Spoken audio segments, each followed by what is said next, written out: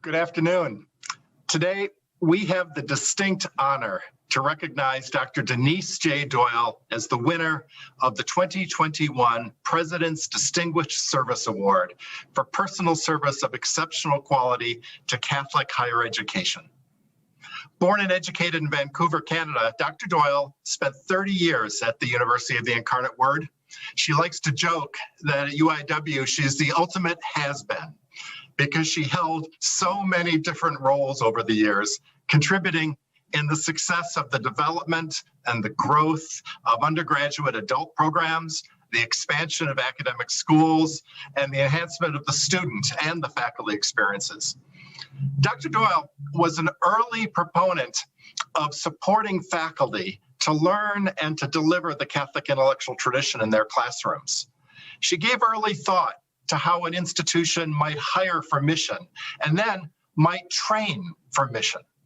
And she then accepted every invitation she received to share her early attempts and her wisdom on these matters as U.S. Catholic higher education began to follow the same path. Whether teaching at Boston College's Institute for Administrators in Catholic Higher Education or speaking at numerous campus-based workshops, she was a pioneer with a generous, humble heart, sharing what she had learned and then learning from others, always inspiring university leaders to do this noble work. Therefore, for her contributions to Catholic higher education, the ACCU presidents and colleagues have named her as the 2021 award recipient of the ACCU President's Distinguished Service Award. I first became aware of who she was during an ACCU conference, when during the Q&A she asked a really insightful question. I thought, this is somebody who really understands Catholicism, she really understands the church, she really understands higher education. The impact that Denise made on this institution is really something you can see not only through the programs that were created under her leadership, with her guidance, but I think especially meeting the faculty at the University of the Incarnate Word and knowing that she really wanted to ensure that all of those that were affiliated with the campus understood the charism of the university and really had at the center of everything that was their concern, students and student success. Dr. Doyle's role at UIW spanned the whole spectrum, all the way up to being the interim president. She really understands mission, and I think that she understands, regardless of how education is delivered, the obligation and the responsibility to develop a student's spiritual self is what is really paramount, as well as guiding their intellectual selves and their career. And she's a real friend. She's been a personal friend of many of the Sisters of Divine Providence, even though she was out of that congregation when she was a part of the religious life. And I really need to say that one of the things that Dr. Doyle always reminds me is that her career spans at Our Lady of the Lake University, that she started there as an adjunct some 35 years ago. So we're really proud that she's part of our family also. I first met Dr. Denise Doyle when she was teaching part-time in the Pastoral Institute at the University of the Incarnate Word, and I was the executive vice president.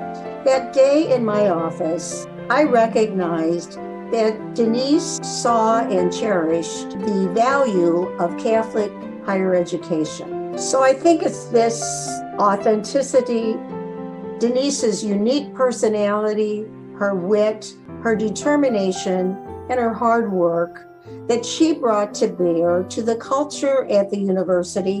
Whether Denise was acting as a faculty member or as an administrator, her decisions and actions were always guided by our mission. She challenged us to be innovative so that education was accessible to the diverse student population we serve.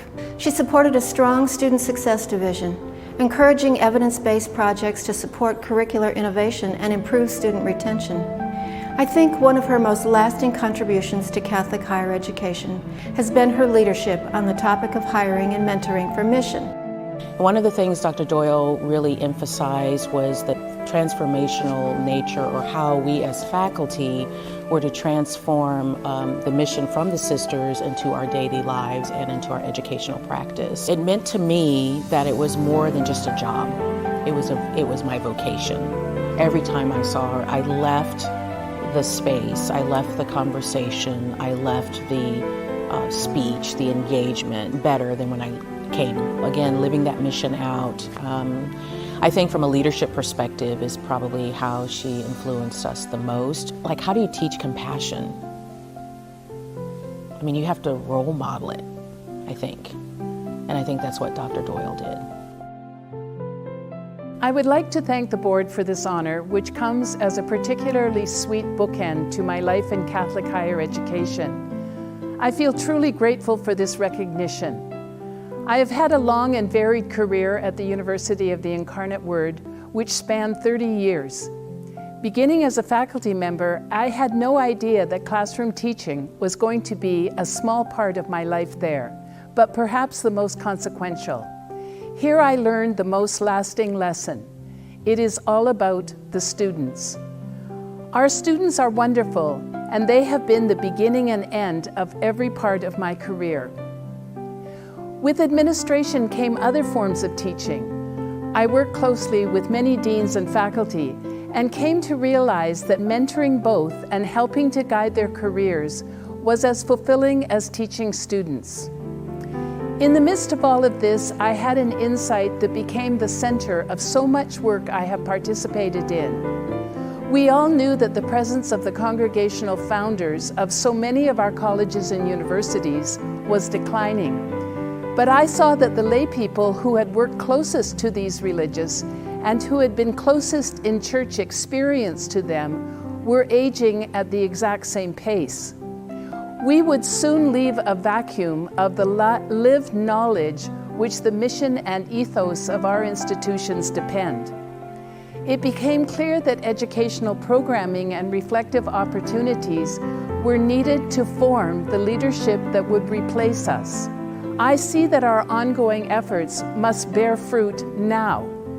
I hope that all of the participants who have attended the Institute at Boston College and a myriad of other such efforts across our institutions are taking on the important roles for which they were prepared. I trust that they will oversee another generation of vital Catholic education imbued with comparable commitment. My parents sent all their 9 children to Catholic schools because they valued the kind of education which in fact became the foundation of every major choice in my life. I imagine my parents cheering me on now. My husband has been my true companion and constant inspiration. I thank him for his steadfast support in all my endeavors. Father Dennis, thank you for our years of friendship and collaboration. I wish all the member schools of ACCU well and pray that God will continue to prosper our work. Thank you.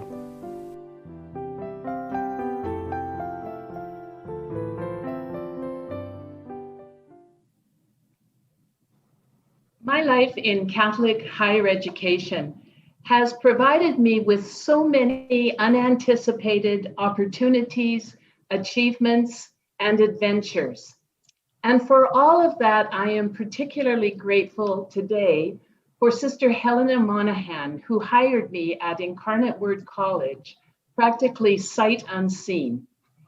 I wish to thank all of my colleagues at UIW, those who spoke on the video, those who prepared the video, all of those who have worked with me and made teaching, administering, leading so enjoyable. I want to thank my friends who were able to tune in today, my sister-in-law and sisters who are able to be with me and celebrate. And finally, my husband, who is always my best companion and best friend. Dennis, I am so grateful for this honor. I can't tell you how much it has meant to me. I wish you and the ACCU well, and I know that all of our Catholic schools are in your good hands, Dennis, and your good leadership. Thank you. Thank you, Denise, for all of your good work that you've done for Catholic higher education and for all of us who work in it. Now, I'd like to introduce our colleague, Dr. Deanne Horner-D'Amelio, the president of Gwynedd Mercy University, to introduce our speaker for this afternoon's plenary, Moment to See, Courage to Act. Following that session, I'll provide a brief closing as we end our day at the annual meeting and prepare for tomorrow's sessions.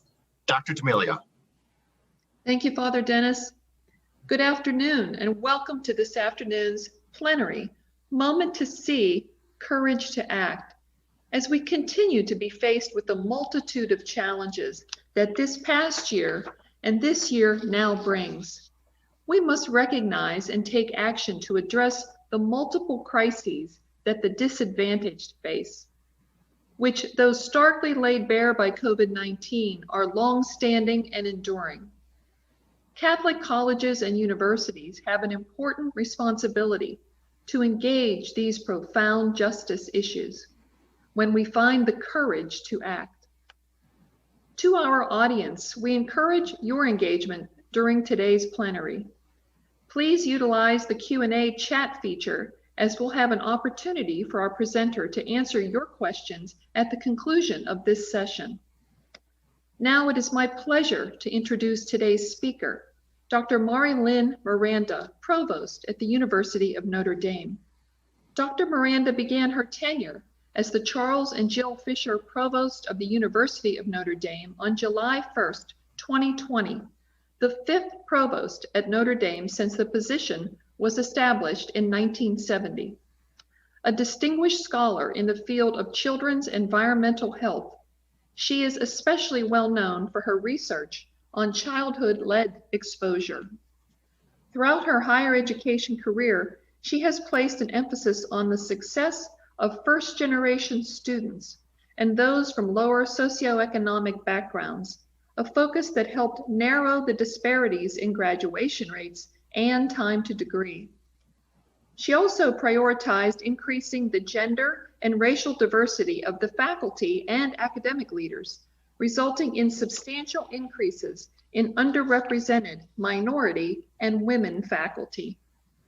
We are beyond grateful for her leading today's plenary and invite her to provide her remarks. Dr. Miranda. Thank you so much, Deanne. I am absolutely delighted to be here. So I realize it's Friday afternoon and all of you are, one talk, that would be my talk, away from the end of the day, some time to reflect. And so I am hoping that I'll provide you with something that feels worth reflecting upon, or at the very least to be short enough that the beginning of your Friday evening comes sooner rather than later. So today I want to talk about this concept, Moment to See, Courage to Act, which is an initiative at Notre Dame, but which I think of as a broader concept. And I have a few slides to share with all of you. I'll bring those up now. Oh,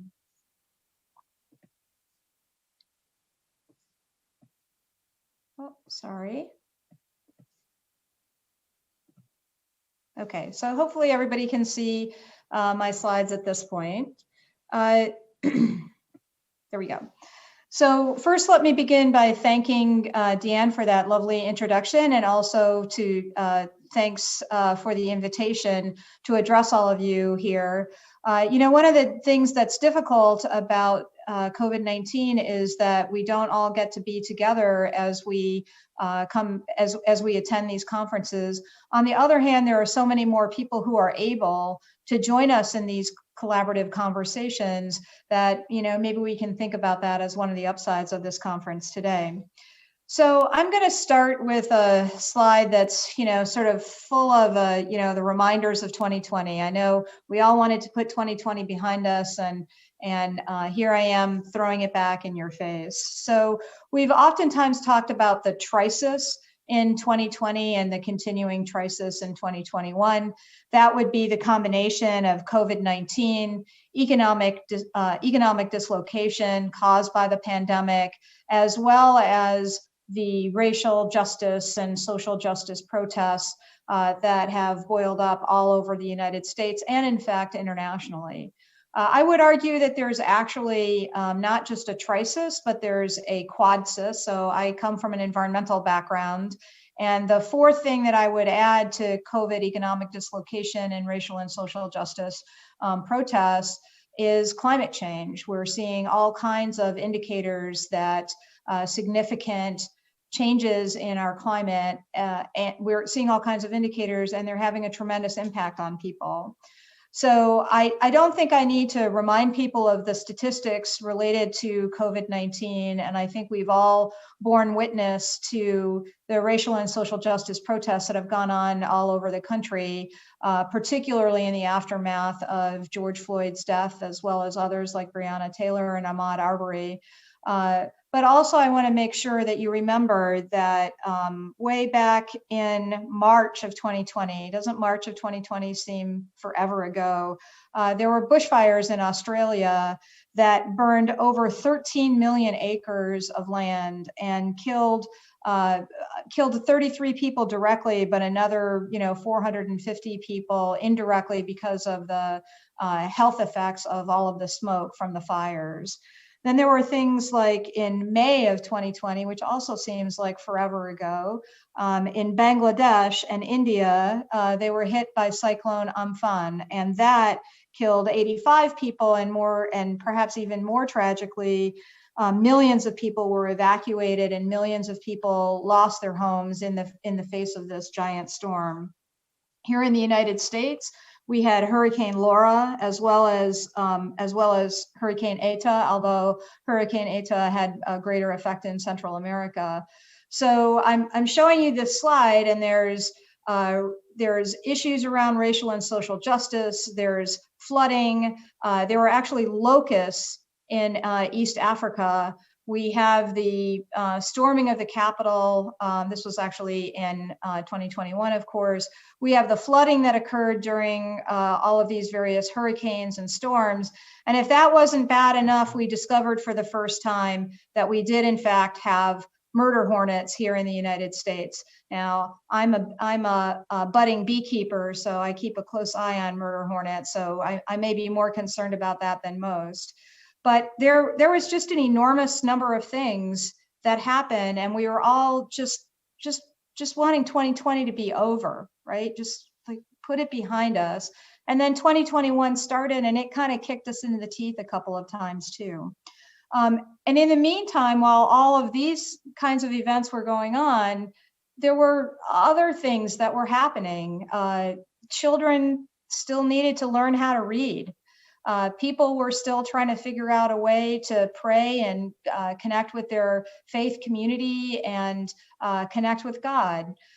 People were trying to figure out how to stay connected with their families, particularly with older family members, parents and grandparents who might be at risk if you had the usual kinds of visiting. So people were trying to figure that out, and people were still trying to get married, and people were still having babies.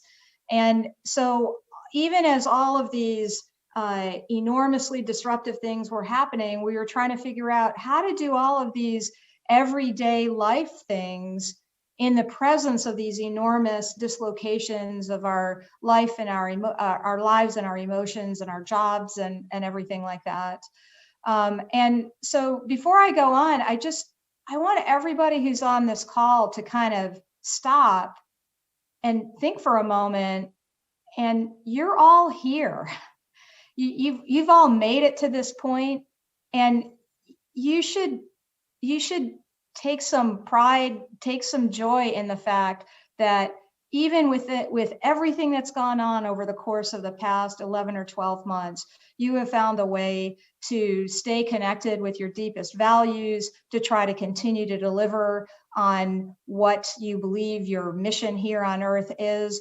And you've just persisted in your relationships with your families and your friends, et cetera, as complicated as that might be. So I just want you to stop and take a minute and be joyful about the fact that we're all here together. We've figured out a way to still be together despite all of these challenges. Now, of course, the COVID-19 vaccine is something that is making all of us incredibly hopeful. We, of course, are hoping that enough people will get vaccinated quickly enough that there are variants that have emerged already. The more quickly we can get people vaccinated, the lower the probability that more variants will emerge. So we all place a lot of hope in the COVID-19 vaccine, but we also know that we still have some distance to go. So congratulate yourself, be joyful about the fact that you've made it here, but also, be generous with yourself because we still have a journey in front of us, even as the COVID vaccine provides us with hope. So as I myself was experiencing all of these things, I found myself reading a lot. That's I'm a nerdy academic, so reading a lot is one of the things that I do to try to help me figure out the world, figure out what's going on around me. And I came across this article in Commonweal magazine where there's an interview of Pope Francis, and this was during the lockdown. The article appeared in May, but the interview was actually earlier in April. And Pope Francis was being interviewed by Commonweal about, you're in lockdown, what are you doing?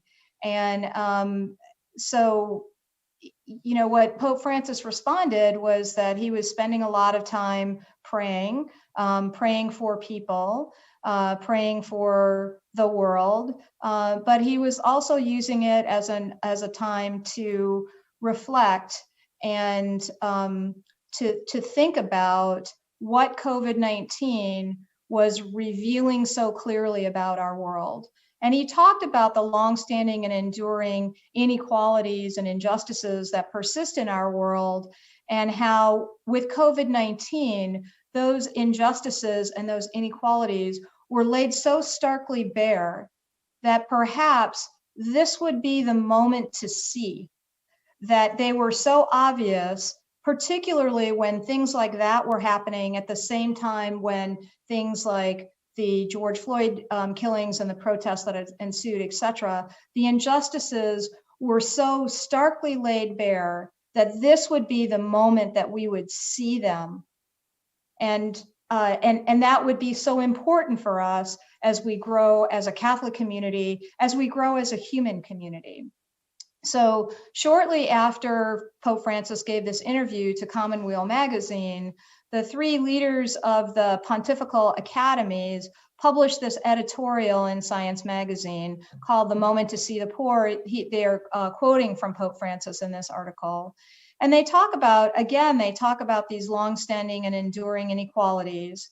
They talk about the fact that they have been there for a very long time, but the world seemed to be waking up to those inequalities. And that awakening could be a good thing for our world, but it could only be a good thing of our world if we answered the call that those revelations were making. So this article talks about the injustices.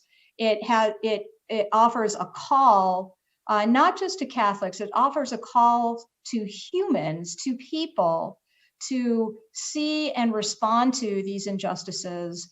And it also offers a few examples of things that they believe should be different about the world, that we shouldn't have pre-pandemic, pandemic, and then post-pandemic just go back to what the world was like prior to the pandemic, that we should be deliberately shaping what the world looked like post-pandemic. And interestingly, one of the specific things that they talk about here is universal access to the internet, because of the way that the internet powers the economy right now. So I was actually just in a meeting related to our board of trustees that talked about this whole notion. Now, I will admit that I didn't actually read the Commonweal magazine article first. I read the editorial in Science magazine. My academic appointment is in applied and computational mathematics and statistics. So Science magazine is a regular for me. And I read about this and I went back to read the Commonweal article, but this is the chronological order in which they appear. So then I found myself talking about this editorial and that Commonweal piece. I was sending it around to everybody who I thought of as a thought partner, and certainly to all kinds of people here on campus, and hosted a series of discussions with our deans, with our associate provosts, with our department chairs, with faculty, with students, with staff, just anybody who was willing to talk with me about this. Because if we say that the world should not go back to what it was like pre-pandemic, surely that means that universities within the world, particularly Catholic colleges and universities that feel called to serve the world and to create, to graduate students who will serve the world and serve the world through our research and as well, that surely Catholic colleges and universities were equally called not to go back to whatever we were pre-pandemic. So I found myself thinking about this and reading and rereading these two pieces. And in the middle of these conversations, one of my colleagues here at Notre Dame, Father Jerry Ollinger, who is the Vice President for Mission Engagement, sent me the second constitution of the Congregation of the Holy Cross. And this second constitution has, and I now have a little book of the constitutions that I'm now reading on a regular basis. It has a quote about the purpose of the Congregation of the Holy Cross, and there's this verse that says, "For the kingdom to come in this world, disciples must have the competence to see and the courage to act." And there's a real emphasis on this courage to act. And I thought about that combination. There's this competence to see. So we want to develop in our faculty and staff and students this ability to see things. But what Pope Francis was calling out to us is that this is the moment. This is the moment that you cannot let go of. And so I've sort of in my mind combined these ideas of the moment to see and the courage to act. And this is a time when we all have to think carefully about, well, what do you see and how are you going to act on it? So here are some things that we see, right? So these are data taken from a survey that the Pew Charitable Trust conducted. And this is of looking at millennials. So millennials technically are people who were born between 1981 and 1996. And to do the quick math, that's people who were between the ages of 23 and, 23 and 38. Excuse me, I'm sorry. And amongst millennials, what you'll see is 41% of those who were raised Catholic say that they no longer affiliate themselves with the Catholic Church. Another 44% say that they are moderate to not active in the Catholic Church. And only 15% say that they attend Mass weekly and that their religion is important to them. And this is a national trend where the large majority of millennials do not regularly practice their Catholic faith. Now, if you think about that age group of millennials, then you're talking about that age group that we might hire onto our staffs and that we might hire onto our faculty. So there's this, for us at Catholic colleges and universities, there is a challenge presented by all of this. And if you look at the data for Gen Z, which is, which is kids who are like 7 to 22, then we don't have the same type of data, but we don't have any reason to believe that the data look better.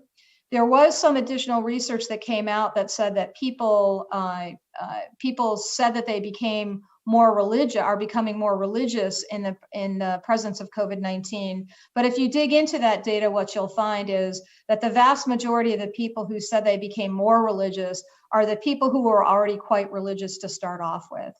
So this is one thing we see. Surely it's relevant for us in Catholic colleges and universities. I would argue, though, that as difficult as these data might be, there are all kinds of reasons for hope.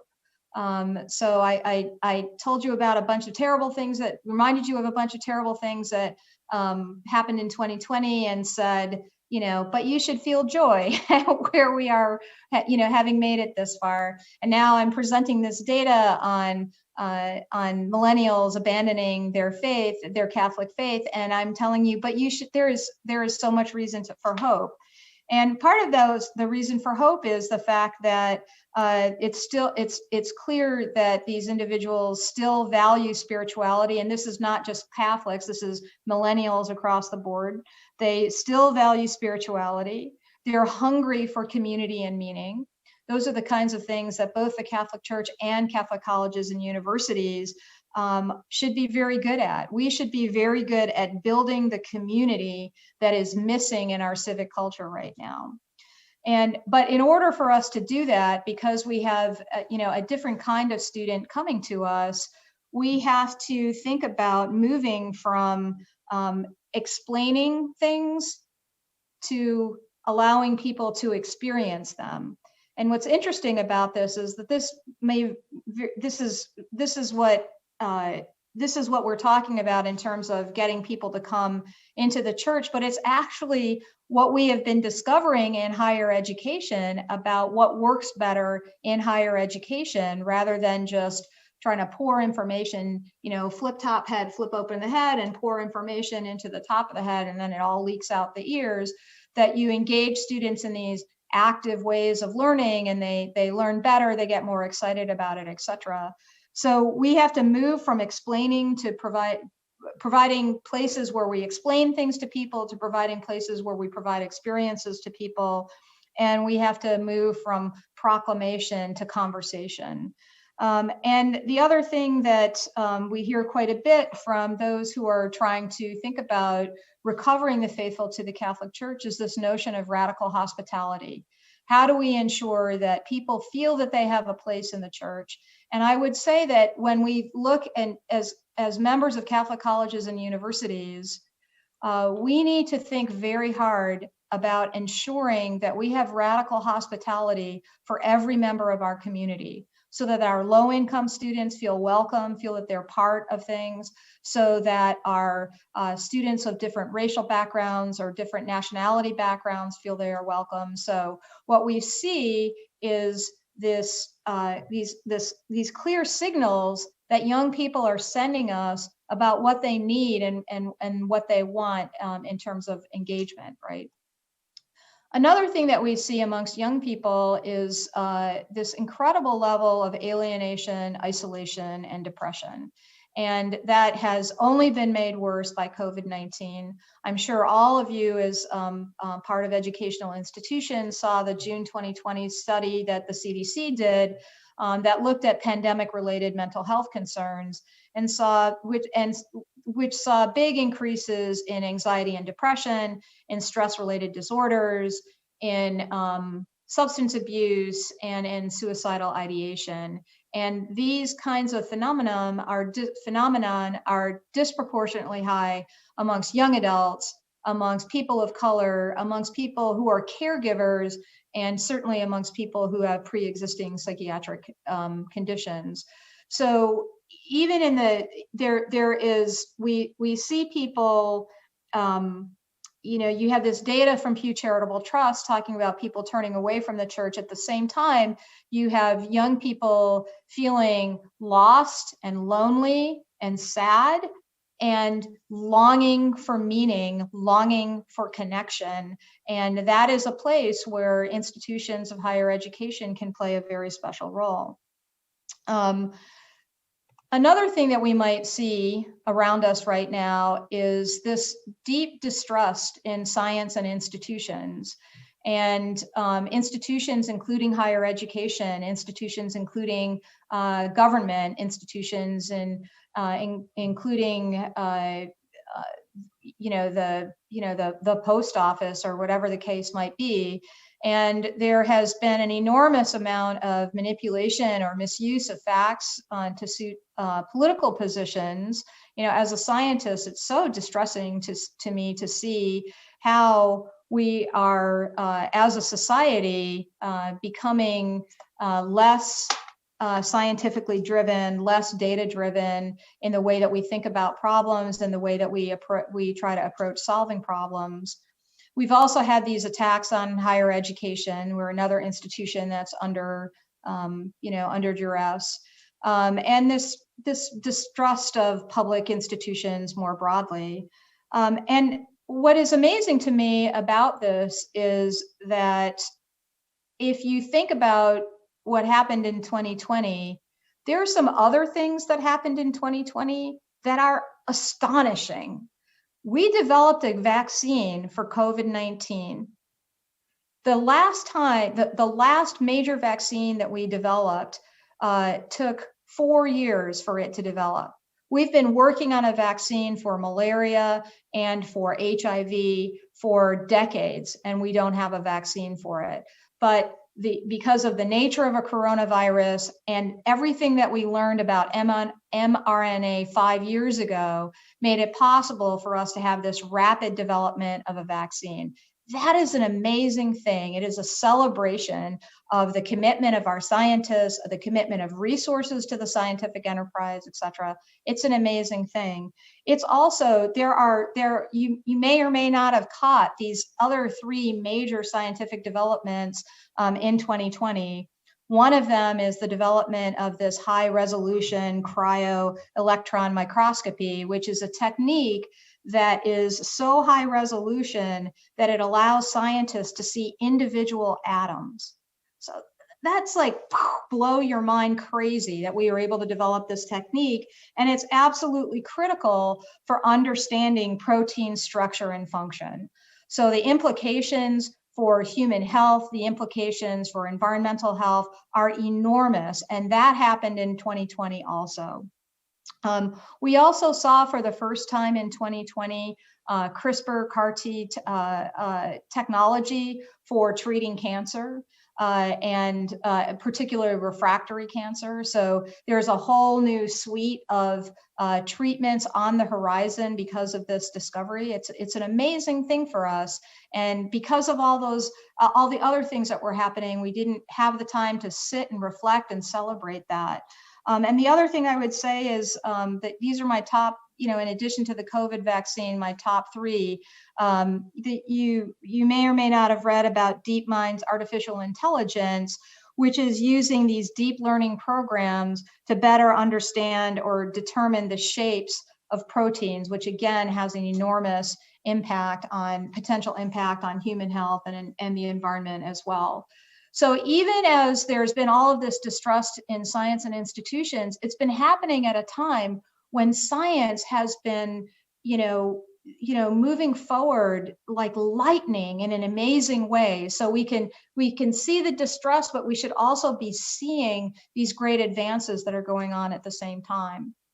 So then the question is, how might Catholic colleges and universities respond? I've put a selection of our respective institutions on this slide.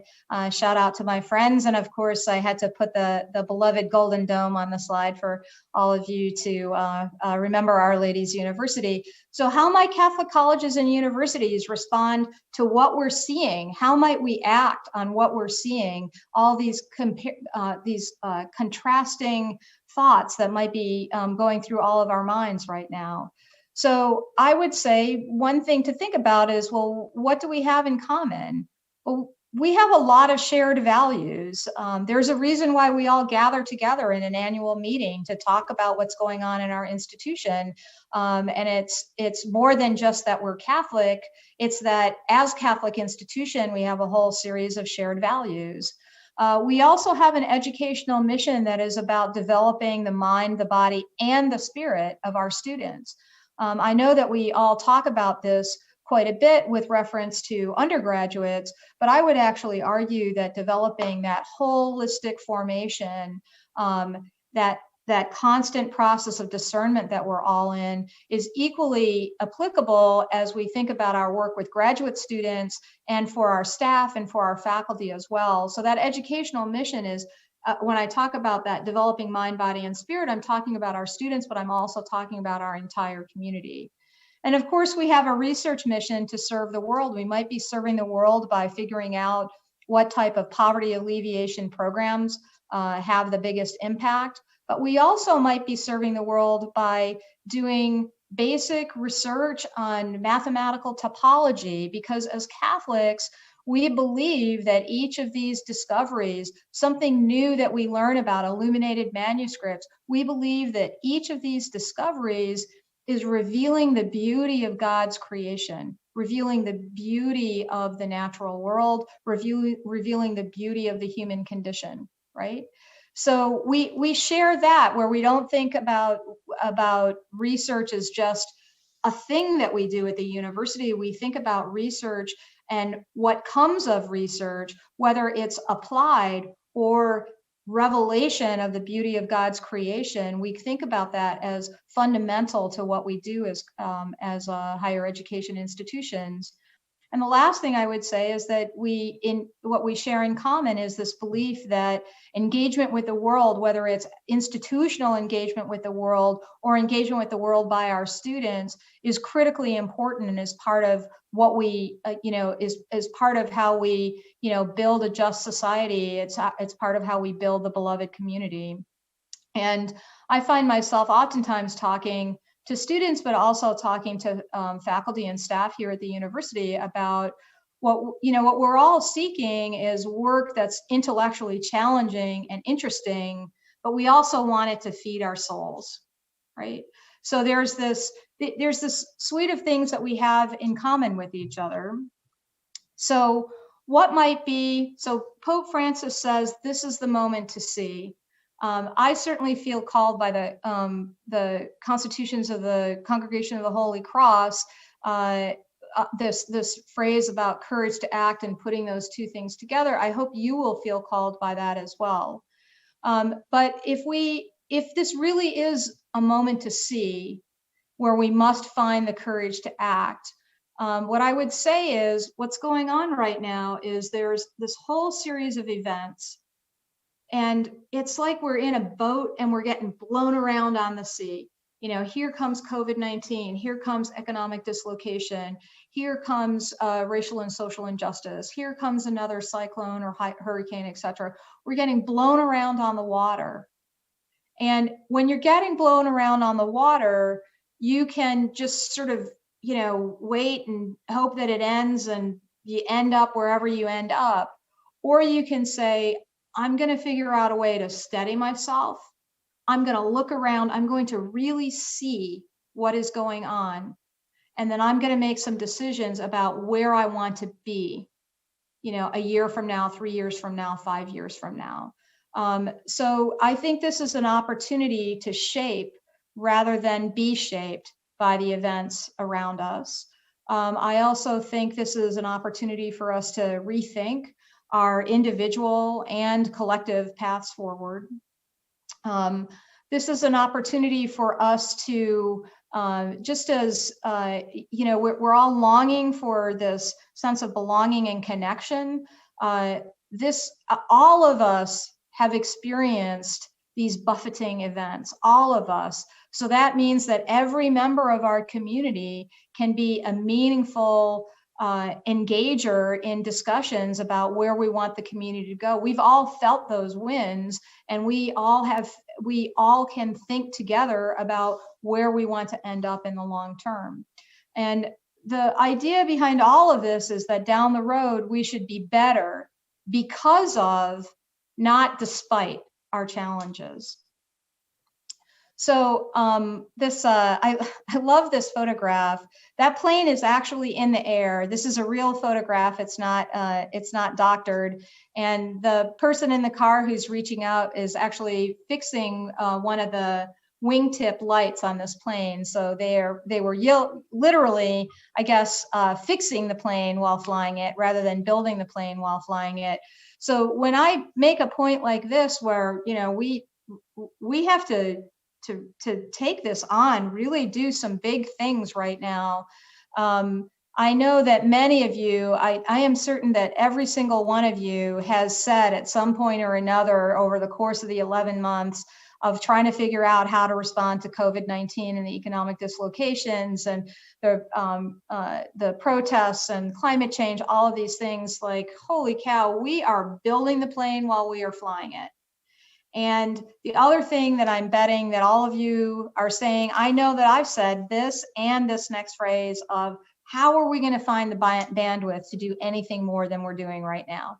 Right? We are like, that monitor is all the way, is peaking. We don't have any more bandwidth. And it's like, I love this. I found this graphic online. Sorry, you don't have enough bandwidth to play this right now. So I recognize that we are, building the plane while we're flying it. We are maxed out on bandwidth, and what a ridiculous suggestion it is to have some big and meaningful response to all of these things that are going on. But what I would argue is that we must do it. We must find the time and the energy and the space to stop and anchor ourselves and make decisions about where we want to go. Because the potential for what our Catholic colleges and universities can do is enormous, and we don't want to miss this opportunity. So I will just give you a sense of how we are going to begin on Moment to See, Courage to Act at Notre Dame. First of all, we're conceiving of Moment to See, Courage to Act as a mechanism to strategically orient the university, and also to build community. So people have an opportunity to provide their ideas about what are the directions the university should be taking. And this is all meant to be reflecting on the challenges that Pope Francis has put to us. But in these conversations where we strategically orient the university, we're using them as ways to build community, because we have been in our spaces like, oh, I got to figure out how to get this class taught online, dual mode, or, in person with masks, physically distanced. How do I do this lab? All those types of things. And having, so we don't sit down and we don't have the same time to sit down and have a cup of coffee or learn about a new colleague's research or any of these sorts of things. So we're using Moment to See, Courage to Act as a mechanism to strategically orient the university and to build community here at the university. And to give you a sense of the concrete things that we're going to do is those 3 foundational readings that I talked about, the Commonweal article, the science editorial, and the second Constitution of the Holy Cross, all together of which are maybe 7 or 8 pages of reading. Those 3 foundational readings, we've put them together into a discussion guide, and we're having a whole series of Zoom-based, but nevertheless, community conversations around those foundational readings where we're asking people, what do you see? What do you see for yourself as an individual? What do you see for the University of Notre Dame? What do you see internally here at Notre Dame? What do you that we should be doing? What do you see externally to Notre Dame that we should be doing? So we're having these community conversations. Those the announcement of this whole program was actually last week. It was on Monday of this week, but Monday of this week feels like it was about 3 months ago. I'm sure you all know that feeling. So we announced this on Monday. Our first community conversations will be next week. We are having, for the faculty, we're having these 3-minute lightning talks. We're just 3 minutes about, what's the fundamental question that you're exploring with your work? Why is that work important, or why is that question important, and what's one interesting thing that you've learned through your work? So these 3-minute lightning talks, again, unfortunately by Zoom, but these there will be collaborative presentations, and we will certainly move to including staff and graduate students and undergraduate students in these, telling us a little bit about what you're doing. And both the community conversations and these lightning talk sessions are meant to germinate ideas about the direction the university should be taking. And we have built sort of a virtual whiteboard where all of this stuff starts building up. So that's during the spring semester. During the summer and the fall, we'll start to see more and more ideas that people are excited about. They start getting vetted as big ideas coming from our faculty, big ideas coming from our students as well around student life, the organization of the campus, et cetera. And there will certainly be adoption of all of the things that we're learning through this into our strategic planning process. But one of the things that I want to emphasize about this is in these conversations, some of which I've had not formally through the launch of the Moment to See, Courage to Act, there are things that come up where you think, oh my goodness, of course we should be doing that. Of course we should be doing that. And so there's this whole process, and it's like academia, right? We have a process, we have these, conversations, it moves on, it takes a while, but surely it's possible that we can just make some things happen. When you have these ideas that bubble up and you go, oh my gosh, of course we should be doing that, we can just make them happen. And if you don't think that's true, then think about everything that you made happen over the course of the past 11 months, which I am certain, even though I don't know each of your campuses in the detail that all of you do, I am certain that everything you have done in the past 11 months is astonishing. And if that's true, then surely there are some things that we can just make happen to build that momentum, to build that excitement that we can see and we can act. So in closing, I want to provide you with this quote from Elizabeth Alexander. I think many of us were very moved by Amanda Gorman, who is the young poet who spoke at President Biden's inauguration. And but I'm also guessing that that everybody who's on this call sort of listened to Amanda Gorman. If you didn't listen to it, please go on YouTube and listen to her, because she's just a brilliant young woman. But this poet, Elizabeth Alexander, she happens to be the president of the Mellon Foundation. And I will, admit that she is a friend, but she's a friend because I fell in love with her poetry and I figured out a way to get to know her. This was actually, this particular piece is taken from the poem that she read at the Obama inauguration. And I really love these words. What if the mightiest word is love? Love beyond marital, filial, national, let me add collegial. Love that casts a widening pool of light. Love with no need to preempt grievance. In today's sharp sparkle, this winter air, anything can be made, any sentence begun. On the brink, on the brim, on the cusp. Praise song for walking forward in that light. So I want to offer my praise song to all of you for all you have done to walk forward in the light, in the difficulties that COVID-19 and all the other challenges have presented to us.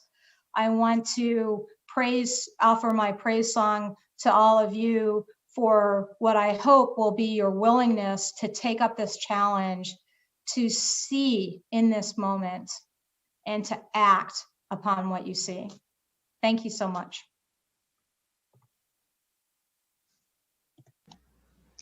Thank you so much, Dr. Miranda. It's now time for us to answer some audience questions from the chat feature, and I do have the first one. And the first question is, you mentioned that we have to navigate our boats through the waters. This year has been unlike any other, especially for our students who might not have access to or ability for resources, let alone equal treatment, with clear divides resonating through our communities. How can we start to plug the holes in our boats left over from the past year's challenges, and oftentimes with very limited resources? So I love this question because it falls right into that, that just make some things happen category for us. So one of the things that we are seeing here at Notre Dame is that for our students from low resource backgrounds, we have a whole series of things that are meant to help them, but so coming new to Notre Dame and finding out, well, what do we do if somebody, they don't warm boots for the winter. What do we do if their computer breaks and they can't afford a new computer and the computer's not repairable? What do we do if they really need to get home to see their, all of these things. So I've found out that, we have some things, we have things that we do for all of them, but I mean, you need like a PhD in navigation to figure out where they all are, right? So one of the things in the Just Make It Happen category for us is we're working to create one-stop shopping, an umbrella place for our low resource students where no matter what the issue is, you can come and talk to us. And what we found is that there is room for us to take dollars that we were spending on administrative personnel and have more dollars to spend on services delivered by consolidating things in one place. Now, to be clear, the university has not furloughed anyone. The university is not laying anyone off. That has been very much part of our response to COVID-19. But we are finding that there are places for synergies across different programs. And we've also found that of all the things, even during COVID-19, when so many people are stretched, of all the things that our benefactors are responsive to, the needs of kids from low resource backgrounds has been one that we have been able to, we've been able to leverage. And then the third thing that I would say is, part of what we need to do, and maybe the most important thing we need to do, actually doesn't cost money. It is telling these kids that you see them, that you hear them, that we love them, and that they are part of our community.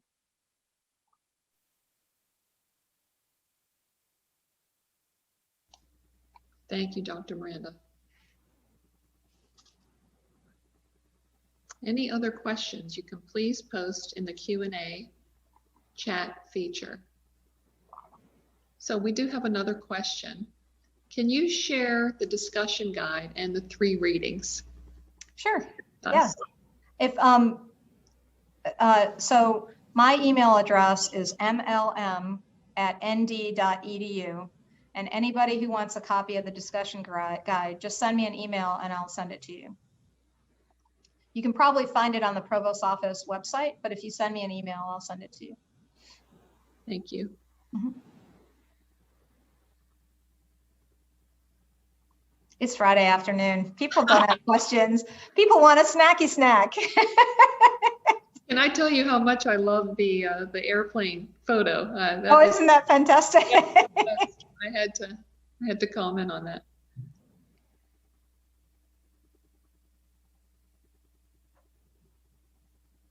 Any other questions for Dr. Miranda?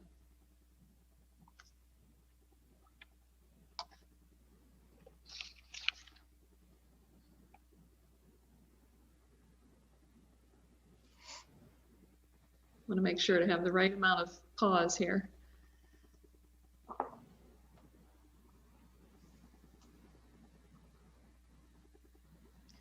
Well, if people don't have questions, especially since I've just given you my email address, I would welcome your comments or critiques or suggestions about anything that I've said. This is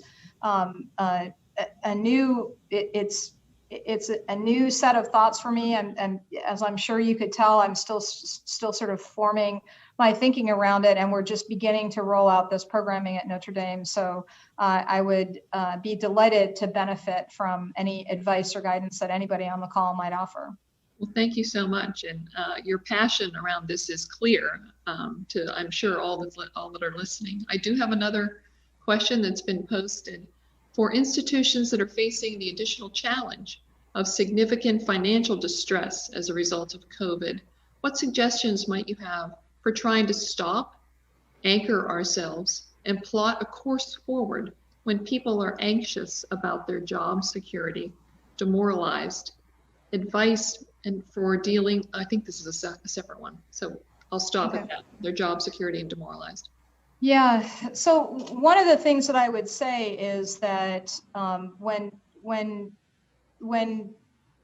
people are really anxious about their job situation, part of that anxiety is about economic uncertainty.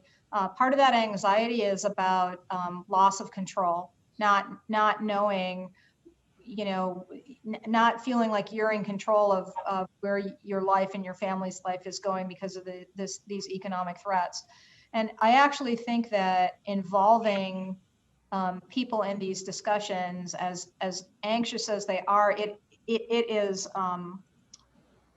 you know, it's a courtship to get them into the conversation, but getting them involved in the conversation does two things for you. Number one, it gives them the feeling that they're, and you have to authentically invite them in. You have to truly welcome the ideas that they're going to bring. And if you do that, then it gives them a better sense of control over what's going on.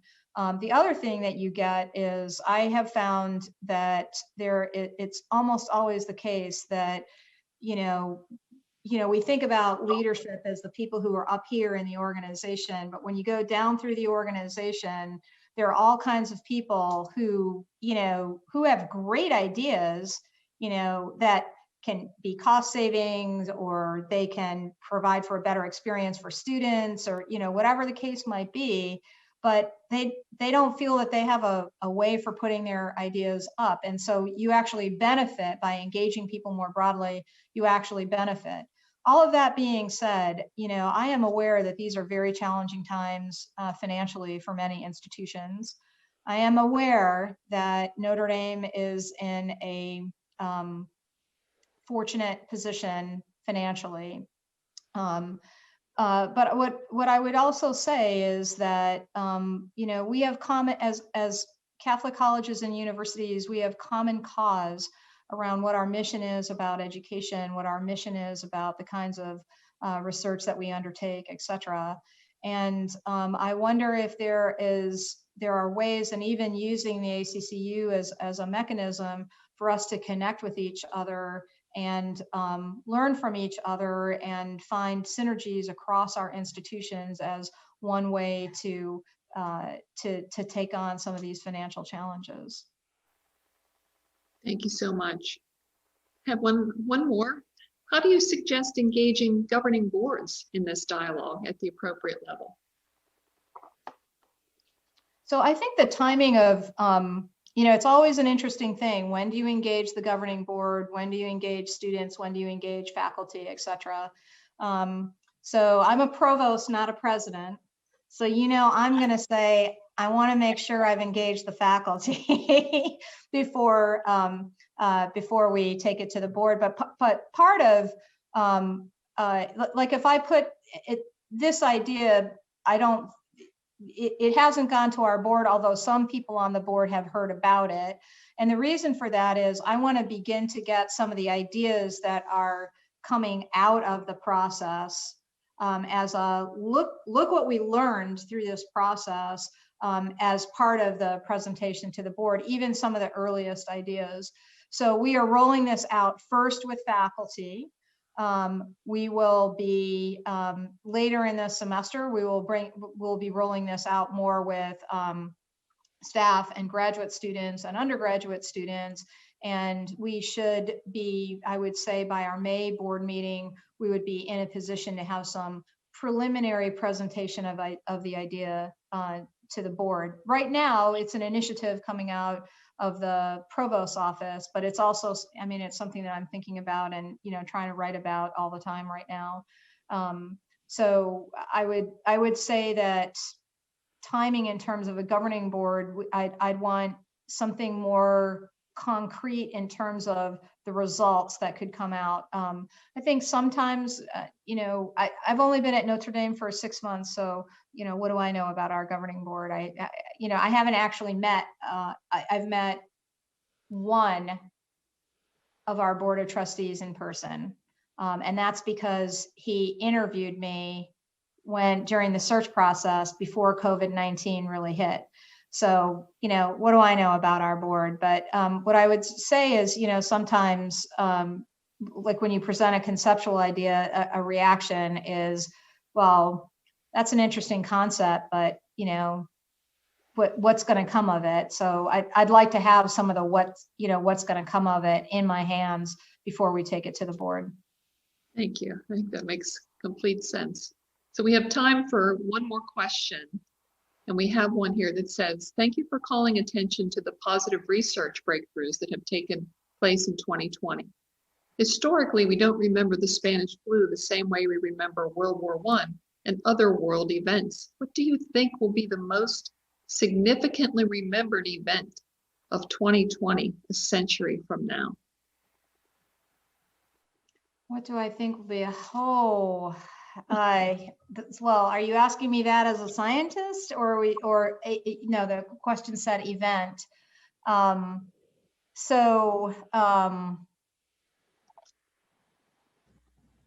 In American history, I would say the election of 2020 will be bigger in American history than COVID-19. Although, of course, COVID-19 is part and parcel of the whole election story for the 2020 election. That's what I would say. Okay. All right. But I'm not a historian. I am a mere statistician, and I bow down in praise to all of my friends in the history department and in the literature and the English departments, etc., who would, in political science, all of whom would be able to offer a better answer to that question than I could. I bet most of the people on the call can offer a better answer to that question than I can. It's a great question. We could have a whole session on Yeah. around that. So we are just about the time for our session to end. And if you did have a question to following this, or one that didn't get answered, please make sure that we will make sure that those will get presented to Dr. Miranda. And we want to thank Dr. Miranda so much for sharing her time and expertise in providing ways that we can engage and support all members of our community, inspiring in ourselves and others the courage to act. And so I'd now like to welcome Father Dennis back to provide some closing remarks as we end our first day. Thank you. Thank you so much for having me. Thank you, Dr. D'Amelio. And Dr. Miranda, thank you for all that you do for our mission and to support Catholic higher education. And as a former math major, I'll take a statistician any day. So thank you so much. And to all my colleagues who are here this afternoon, thank you. The exhibit hall is now open until 5, and I'd especially like to thank our sponsor for this session, Collegius Education. They've been loyal sponsors of ACCU over the last several years, and we're thrilled that they've joined us again this year. John Endred, the Executive Vice President and Chief Development Officer, has joined us, and he'll offer a few words, and then I'll close the session when he's finished. John? Thank you, Father Dennis. Appreciate that very much. And normally I'd be the last thing between us and the exhibit hall and perhaps a cocktail. But I just want to say Collegiate Education is pleased to have been a consistent sponsor of ACCU to support its mission and the value it provides to its member colleges and universities. For the last 25 years, Collegius has had the honor of partnering with many of you and your institutions to help advance your mission and deliver quality Catholic education and support your success through our services and capabilities of technology management, marketing and enrollment, and online and hybrid programming.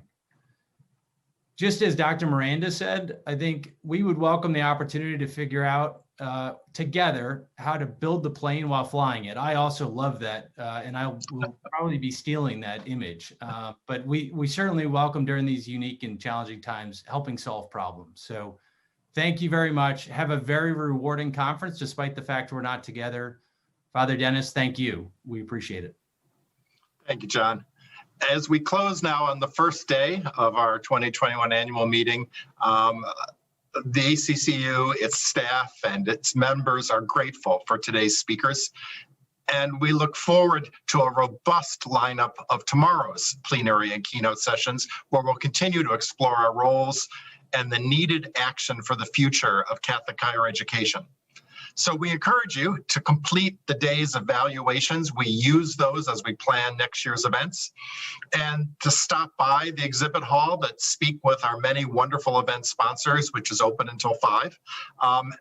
And don't forget to take that time to fill those evaluations. And tonight, rest, refresh, and get ready for another wonderful day tomorrow. Thank you all. God bless you, and we'll see you soon.